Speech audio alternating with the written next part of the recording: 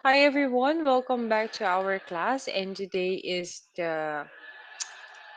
are now in the unit 4, the syllabus.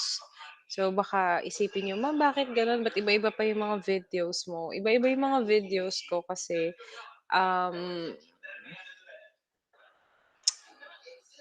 para hindi kayo mahirapan na yung matagal i-load. So we'll be using this one. So one of the things that we want to know is about syllabus. We know that syllabus is very important. Yun nga, actually, yun yung subject ko sa'yo. That is the first thing that we usually do before we even begin our discussion. Lagi tayo nagsisyllabus. It is the first thing your teacher will give you, and even during the accreditation, binibigay yan. So, you may enumerate tayo in the syllabus, nandun yung mga rules, yung how to pass the subject, what are the subjects that you will take, the units nandun, and most importantly, um, nandun yung how to pass. Offers you gano'n. So, sometimes nakakatuwa lang kasi nung college ako yung syllabus, ang iniisip ko lang diyan, yan yung ano, yan yung yan yung binibigay ng teacher namin bago mag-report, ayan. Para ano, dito titingin yung pangalan sa reporting, gano'n. But syllabus has their own function, of course. It is a guide. It is not just a guide for the student, but also the guide for the teacher. So, Hutchison and Waters define it as a document that says what will be learned. According naman to Merriam and Webster, it is a summary of outline discourse, treatise, or course of study. So, marami tayong definition ng syllabus. And I know you have your own definition. But they also have different syllabus. Now, I'll be sharing my screen to you. I hope that you could see it. So, share screen tayo. Malapit. Sorry ha, kasi pinipilit ko na matapos lahat ng discussion kasi para hindi na tayo mahirapan sa bandang huli. So, I've been finishing. That's why medyo antok na ako. Okay, let us now begin with the first and the simplest. It's the evaluation syllabus. It is the simplest syllabus. This puts on record the basis on which success or failure will be evaluated. Kaya nga siya evaluation syllabus. Example, it is framed in terms of grammatical structures. It will reflect that knowing a language consists of understanding and constituent structures. It will be impossible to produce an evaluation syllabus without the idea of what language is about and how it can be broken down. So, the easiest and simplest form. So, yun yung evaluation syllabus. I guess, pag titignan natin, ano lang siya. Parang most of the things, parang uh,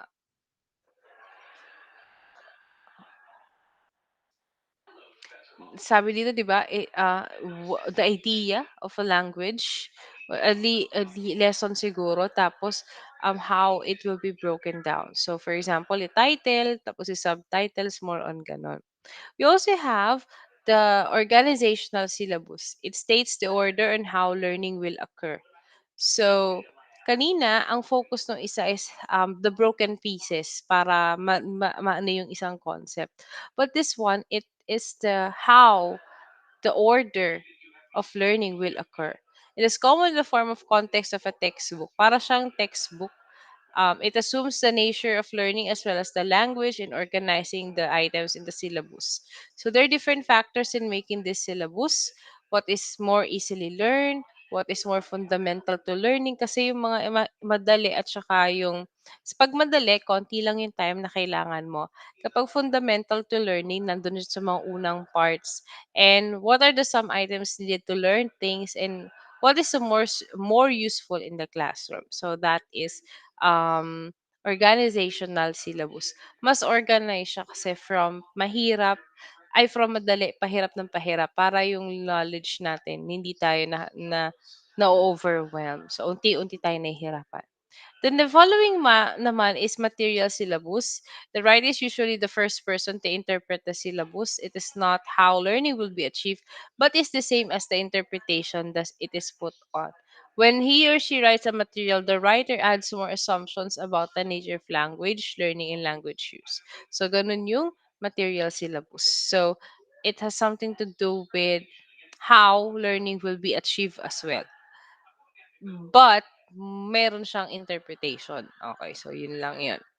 Next, kaya meron tayong mga assumptions. Teacher syllabus is it's how the teacher made the syllabus. Brin 1984 points out that the second stage of interpretation comes through the teacher. Students around the world learn language through the mediation of a teacher. Clarity, intensity, and frequency of every item can affect their teacher's influence in the learner's image. A new teacher will finish in 2 minutes an activity that she planned for 20 minutes. Di ba minsan nangyayari yon. So, teacher syllabus naman, ito yung madali siyang nababago kasi it is made by the teacher for the students.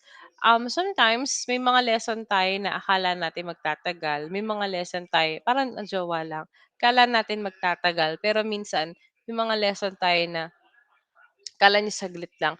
Minsan kasi kala mo gets, naku madali lang 'to, saglit lang 'to sa mga bata. Tapos pagdating mo dun sa mga bata, hindi gano'n. Parang hirap pala sila dito sa subject na 'to, sa particular sa lesson na 'to, and vice versa.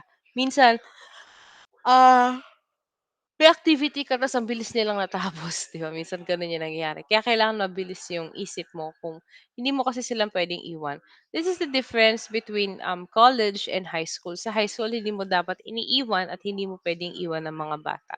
Kailangan may bantay kasi if something will happen, you will be sued.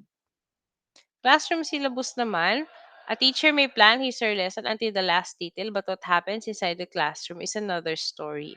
A course is a communicative event which is created by the interaction of many forces. Every classroom or group of the students has certain condition. This will affect a planned lesson nature. Learners, perhaps they are tired of after a long day and excitable after an incident in the break. So, minsan holy or dismissal.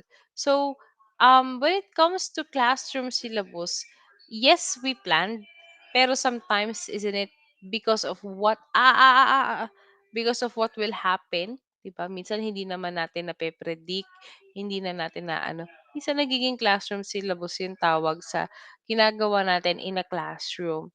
The adjustments that we do in a classroom kasi nga minsan kagaya ngayon nakakaantok na baka mamaya ganito ganyan. So we have different things 'yon. Classroom syllabus 'yan. The learner syllabus naman is the five syllabi presented earlier that are called external syllabus. This one naman is a little bit internal because the learners will be the ones who will has something to do with this syllabus. It is known that the network of knowledge that develops in the learner's brain, enabling them to comprehend and store later expertise. It belongs to the internal syllabus. It is the retrospective record of what will be learned. So, it is a record of learned rather than will be known. So, yung lahat ng syllabus kanina, it is more on what the teacher, what the teacher will present. But this one, para siyang tala, para siyang naging diary. Kasi baliktad yung order niya. It's what the learners will write. Ano yung mga natutunan na nila. Ayan. So, yun yung kakaiba ng dalawa.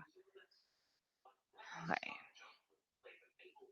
Now, the question is for the lesson 13 is why should we have a syllabus? Bakit nga ba tayo magsisyllabus? Well, kagaya na sa kanina no nagdi-discuss ako sa Eduk 201, one of the reason why we will have syllabus is that we need to be prepared. Kailangan natin. Okay? So, here's a reason why we need syllabus. Okay? One, language is a complex entity. It cannot be learned in one go. That's why we need to plan, plan, plan, plan, plan. Next, syllabus also gives moral support to the teacher and the learner, and that makes the language learning task appear manageable. Kasi pag naka-syllabus ka, parang may idea na yung mga bata kung ano yung i-di-discuss. Therefore, mas magiging hindi na nakakagulat, hindi na magugulat si bata at may kausap ka, malamang. It is a cosmetic rule since education is investment. Ang isang syllabus ay, um, for example, 'di ba, parang tinitignan ng minsan yung syllabus na, "Ay, ito yung mga syllabus ng lesson, parang ang gaganda ng topics." Ayun, yun yung tinitignan natin. So, a cosmetic role din siya. Syllabus can be seen as a statement of project routes. So there, the teacher learner only have one idea where they are going. Okay, so ayun, importante yan. A syllabus is an impact implicit statement of use and the nature of language learning. A syllabus provides a set of criteria of material selection and or writing. Uniformity is a necessary condition of any institutionalized activity such as education. Educational institutions. A syllabus one way in which standardization is achieved. And in that, teaching is intended to lead a learner to a particular state of knowledge. There need to be there need to be criteria against which success or failure reaching the state will be assessed. Mas madali mag-assess kapag kunwari kung meron kang syllabus. Meron tayong um danger. Biruin mo may danger sa paggawa ng, syllabus. Number one, if it is cosmetic purposes. Kung para lang sa maganda. Kasi parang 'di ba 'pag sinabing cosmetic purposes, ang dami mong nilagay na lesson kasi gusto mo nakaka-attract pala siya. Pero ang totoo nakakagulo lang. So, hindi siya maganda, okey? Next, lahat dapat ng nasa syllabus ay maidi-discuss mo as much as possible, especially in ESP kaya ka nila binayaran dahil dun. A syllabus can only constitute an estimated statement of what will be taught. So, hindi, dapat medyo may idea ka kung, per day, gaano kadami, mga gano'n na idi-discuss mo, 'wag basta-basta. It cannot express the intangible factors that are so crucial to learning: emotions, personality, subjective views, and motivation. And syllabus cannot take account of individual differences. Kasi when you make a syllabus, um, although it's per company, per activity, for example, per course you offered, hindi siya for individual, but it's an average thing na ano yung kailangan ng isang group of people na 'to. Pero yung sa individual learning, hindi siya kasama during na lang sa classroom, dun malalaman, okey? Now, what role should the syllabus play in the course design process? Dito natin malalaman kung malaki ba yung improvement. So, in a language centered approach, we analyze the target situation, then write the syllabus, then write or select the text to illustrate the items, then write some exercises and devise an assessment. So, kanina pa natin yan dinidiscuss. Sa skill-centered, tapos na tayo dyan kanina. Okay. Now, learning-centered approach. Learning is more than just a matter of presenting language, items, or skills and strategies. The content learner learned and activity through which is understand in both essential. So it's very important. Okay. Ito kanina hindi natin na-discuss. Post hoc. This is one of the last ways of using a syllabus. Write materials on identified criteria, then write a cosmetic syllabus to satisfy the sponsors, teachers, students, and etc. Okay, so they have different approach. So now, iba-iba yung naging approach natin sa paggawa ng syllabus. Because we have different purposes. Some of us about education, some of us, we want it cosmetic kasi gusto natin maayos, maganda, and mas nakaka-attract. Mas lalo na 'pag ESP, yung mga courses na ginagamit diyan, syllabus na mga ginagamit is gusto natin ma-attract tayo, ma-attract yung mga ano na, "Uy, dito ka na mag-aral kasi tignan mo yung ano namin, yung course namin ang ganda." Hindi naman ganyan sa iba. So, yun lang yung nagiging problem niyan. Okay. Okay, stop sharing.